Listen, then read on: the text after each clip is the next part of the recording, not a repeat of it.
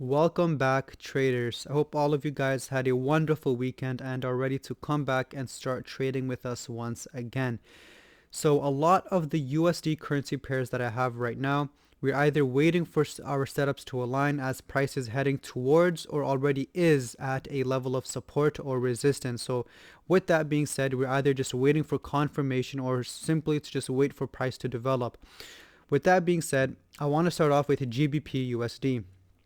GBPUSD on the monthly time frame, as April comes to a close and May starts to begin, we had a candlestick closure on the monthly time frame, and we are fairly bullish right now. April ended up in a fairly bullish candlestick, especially with the prior month, March, having this huge wick rejection, and we're starting to see bulls tap into the market. Now GBPUSD specifically is at a huge critical level right now, as price has never been this low since late 2016 and early 2017. We can see that price was at its lowest ever, actually. So if I were to zoom out all the way, you can see that price is the lowest it's been for a long time now. So with this candlestick forming in April, we can suggest, or we can conclude, that we will be able to see price push up even higher as the bulls start to entering the market, and the bears starting to fade out. The reason why I believe this will occur, as mentioned earlier, is because of these wicks right here. So we had this huge wick rejection, so off of this level of critical support, and then the month right after we formed a shooting star. So for that reason, I am bullish on GBPUSD. Now with that being said, because I am bullish long term, that doesn't necessarily mean that we'll be able to look for bullish opportunities for this week or even next week or even the next week after that. It all depends on how the candle closes. So I'm expecting the candle closure to be bullish. So for that reason, I'm just going to hold my bullish bias.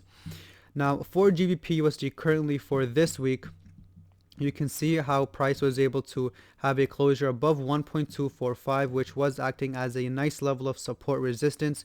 We had a closure above. We caught this move last week. We caught around 120 pips or so. And now right after that, we were shy off of our take profit of around 1.265 before ultimately price started to have a decline back to the downside. Now, I'm simply waiting for price to come into this level, and then once price happens to be around 1.245, this right here is where I will either be looking for either a break of this level or a bounce of this level. So as I mentioned before, we're simply looking for a lot of the currency pairs. We're either heading into support resistance or already are at support and resistance. So for that reason, we just have to be patient and wait for price to develop. Now we also have another confluence with us for GBPUSD, is we have this bullish trend line here, this ascending trend line. And with this ascending trend line, you guys can see how this point right here, this point on the trend line, is where I'll be looking for either a break or a bounce. So similarly to the support level, a break or bounce, we can look for a break or bounce off of this trend line here as well. Now with that, we can also add another confluence saying that it is a bullish market structure on the 4-hour time frame. As we can see, our most recent impulsive move, if we were to just take the lows, measure all the way to the highs, you can see that the 78.60% lines up with our touch of the trend line, our support level, and is a fib extension, one of the fib extensions. So we simply just have to wait for price to come into this level. We're either waiting for market structure to break, or we're looking for a continuation back towards the upside.